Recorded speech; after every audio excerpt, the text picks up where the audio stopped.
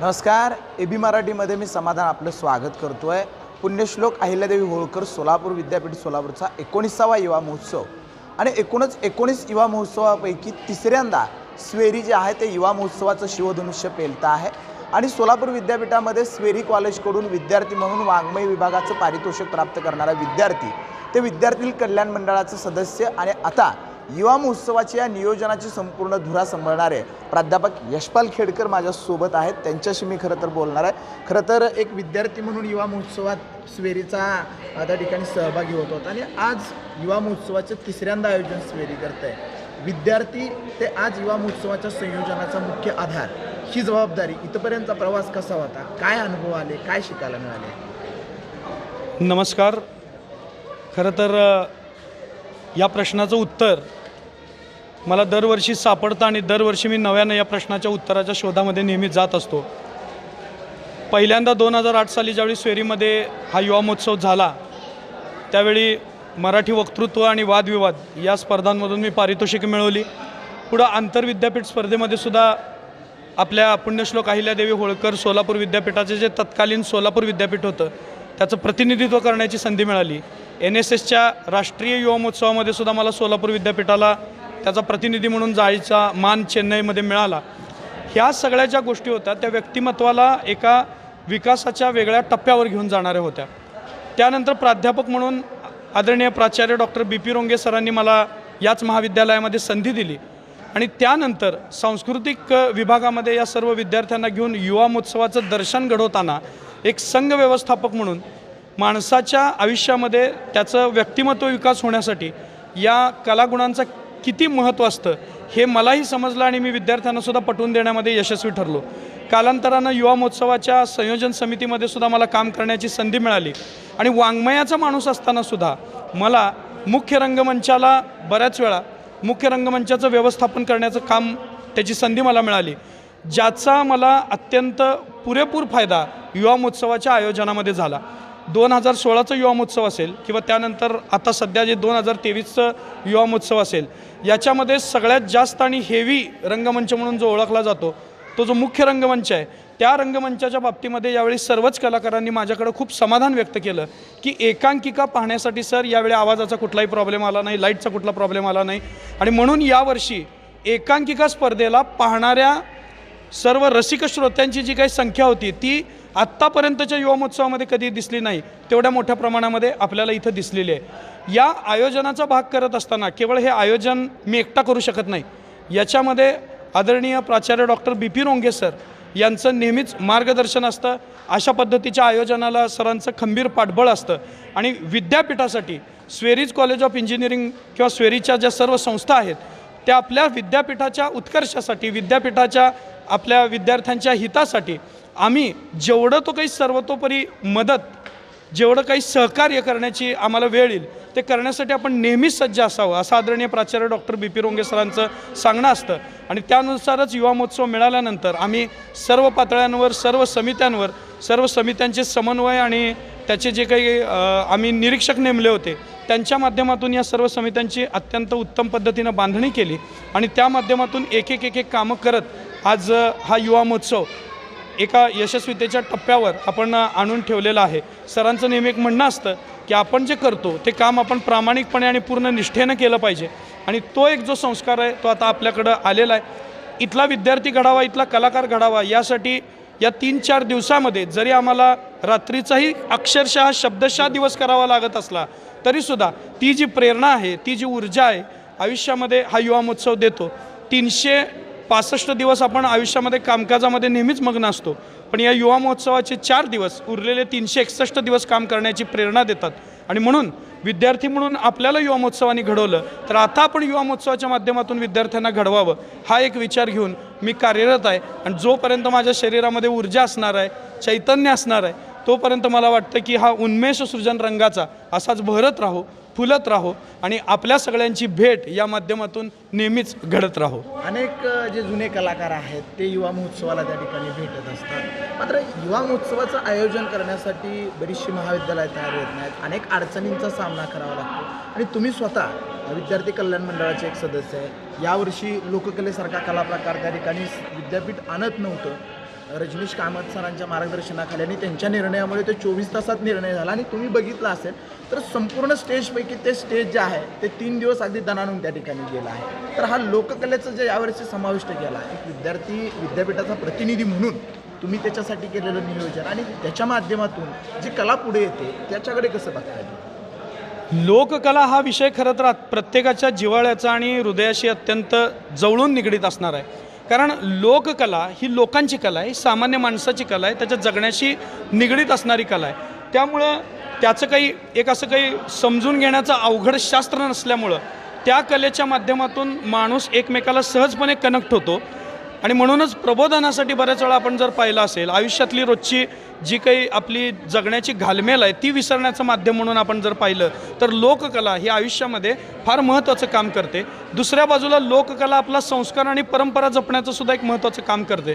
त्यामुळं लोककलेचा समावेश होणं याचं खरं तर आम्ही यजमान महाविद्यालय म्हणून तर मनापासून स्वागतच केलेलं आहे आणि त्या दृष्टीनं जे काही उत्तम नियोजन आवश्यक आहे ते केलेलं आहे. खरं तर मला या संपूर्ण नियोजनाच्या संदर्भामध्ये एक गोष्ट बोलायची झाली तर ती गोष्ट अशी होती की या लोककलेसाठी स्वेरीनं खास एक नवा रंगमंच स्वेरीज कॉलेज ऑफ फार्मसी म्हणजे जे आमच्या समोरच्या कॅम्पसमधलं महाविद्यालय आहे त्याच्या पाठीमागची जी जागा आहे त्याचा अत्यंत सुयोग्य वापर करून अत्यंत हेतुपूर्वक त्याचा वापर करून एक उत्तम रंगमंच त्या ठिकाणी उभारला. कॅम्पस इन्चार्ज प्राध्यापक MM पवार सर यांच्या नेतृत्वाखाली यांच्या देखरेखीखाली तो रंगमंच वेळेत तयारही झाला आणि त्या रंगमंचावर लोककलेच्या सादरीकरणाला अक्षरशः अगदी अपेक्षेपेक्षा सुद्धा प्रचंड मोठा असा प्रतिसाद मिळाला.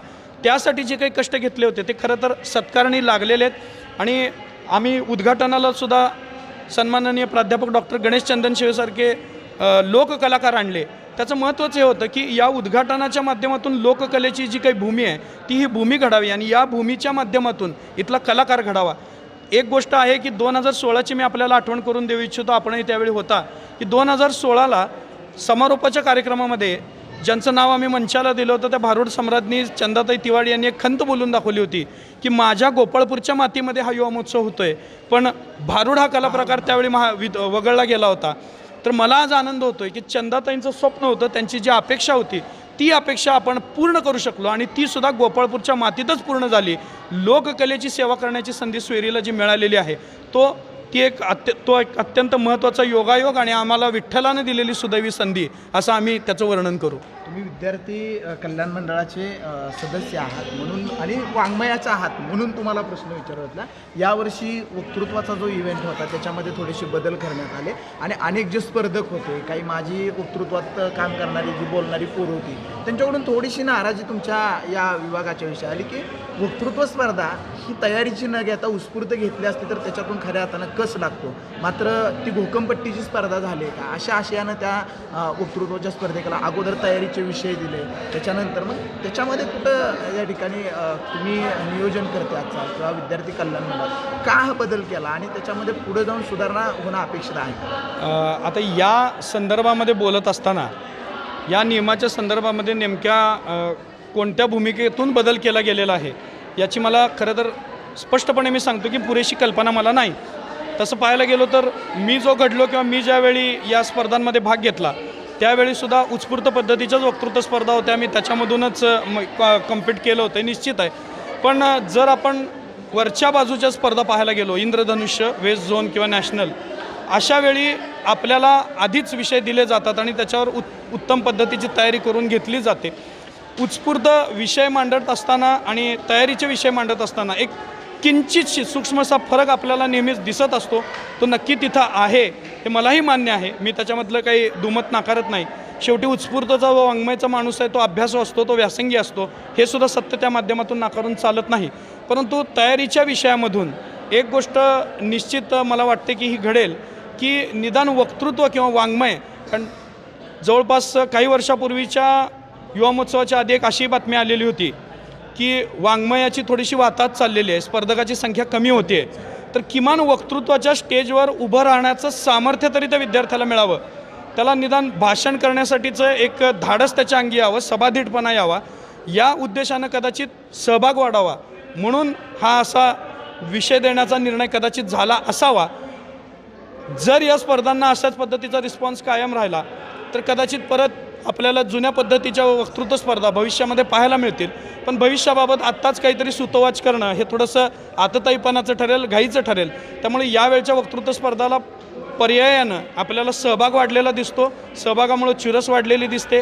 विषय जरी समान दिलेले असले तरी मांडणीची जी काही धाटणी आहे किंवा चर्चिले गेलेले विषय आहेत त्याच्यामध्ये सुद्धा मोठ्या प्रमाणामध्ये फरक दिसतात. रिपिटेशनची जी काही गोष्ट नियोजित वक्तृत्व स्पर्धांमधून होते ती काही यावेळच्या वाङ्मयामधून बऱ्याच अंशी पाहायला मिळाली नाही. याचा अर्थ विषय जरी आधी दिला तरी विद्यार्थी स्वतःच्या माध्यमातून त्याच्याकडे विचार करतोय, पाहतोय. तर हा विद्यार्थी पहिल्यांदा आता उत्तम पद्धतीनं आपल्या विद्यापीठाचा तयार व्हावा.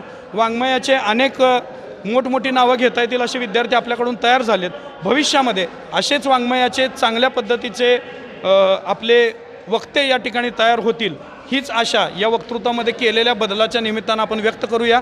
आणि याच आशावादानं वाङ्मय विभाग अजूनही खंबीरपणे भविष्यात विद्यापीठाचा उभा राहील, त्याला पुढं जाऊन पारितोषिकं मिळतील अशी आशा आपण या निमित्तानं व्यक्त करूया. खरं तर हे सगळं येत असताना हे नियोजन झालं तुमचं, विद्यापीठाची जबाबदारी आहे, स्वेरीची जबाबदारी आहे. मात्र वाङ्मयाचं आपण प्रतिनिधित्व केलं त्यावेळेस खरं तर मी ज्यावेळेस सहभागी लिमिटेशन होते, आपल्याला 3 इव्हेंटमध्ये सहभागी व्हावं लागायचं.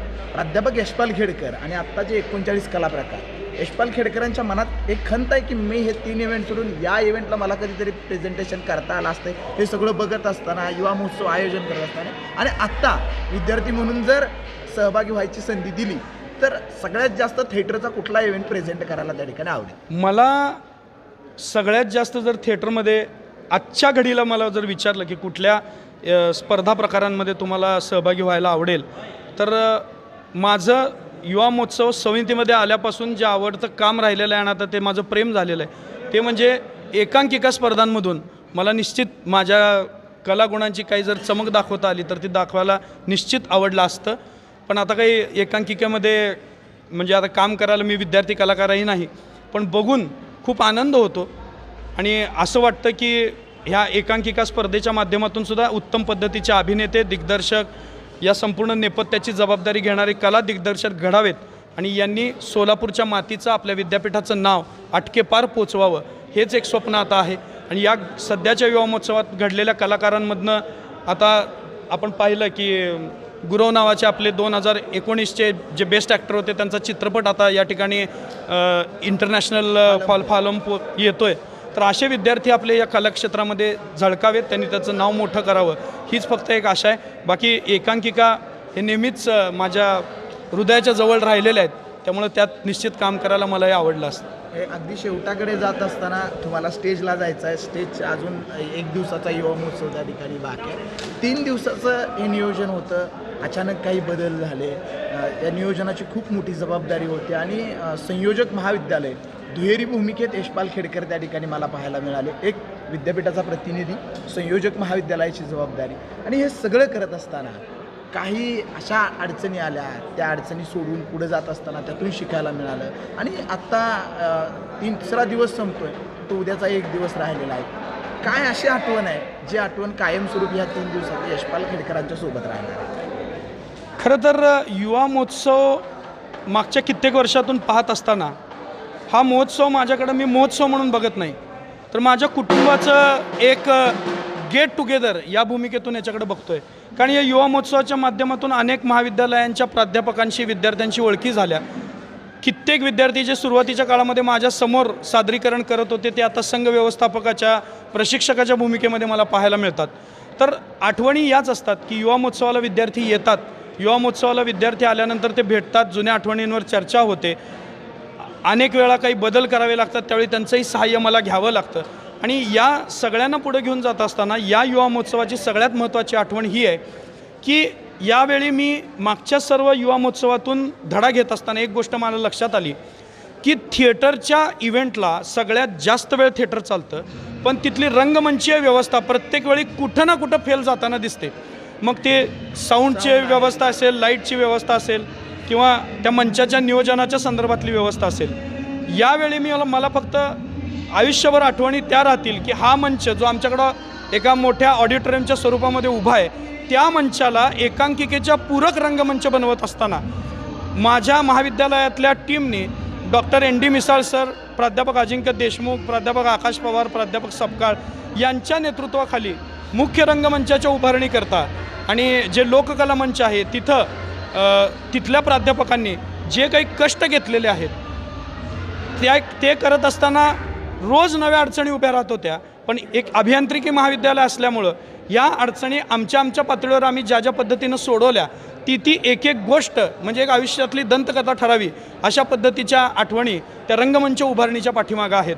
जेव्हा मी त्या रंगमंचाकडे बघेन किंवा त्या रंगमंचाला नमस्कार करून त्याच्यावर चढेन त्यावेळी मला असं दिसेल की या रंगमंचाशी निगडीत माझ्या खूप मोठ्या आठवणी आहेत आणि खूप मोठमोठ्या आणि नामवंत व्यक्ती युवा महोत्सवाच्या निमित्ताने या माझ्या मंचावर येऊन गेलेल्या आहेत आणि नेहमी त्या मंचाकडे बघितल्यानंतर माझा ऊर अभिमानानं भरून येईल असं एक भावनिक नातं या मंचासोबत माझं या युवा महोत्सवाच्या निमित्तानं निर्माण झालेलं आहे. खरं तर ज्या युवा महोत्सवामध्ये विद्यार्थी म्हणून सहभागी झाले त्याच कलेनं जगण्याची भाकरी दिली, आयुष्याची नोकरी दिली आणि तो आनंद घेत विद्यापीठाच्या विद्यार्थी कल्याण मंडळामध्ये त्या ठिकाणी प्रतिनिधी म्हणून काम करण्याची संधी, संयोजन महाविद्यालय आणि संयोजन महाविद्यालयाचा खरं तर 25वा रौप्य महोत्सव तुमचा सुरू आहे आणि त्या अनुषंगानं तिसऱ्यांदा ही जबाबदारी स्वेरीच्या प्रांगणामध्ये पेलत असताना त्या ठिकाणी प्राध्यापक यशपाल खेडकर यांनी या ज्या आठवणी आहेत त्या खरं तर माणसाला जगण्याचं बळ देतील. अनेक जुने सहकलाकार भेटत जातील आणि त्याच्यामधून एक जगण्याची नवी परिक्रमा जी आहे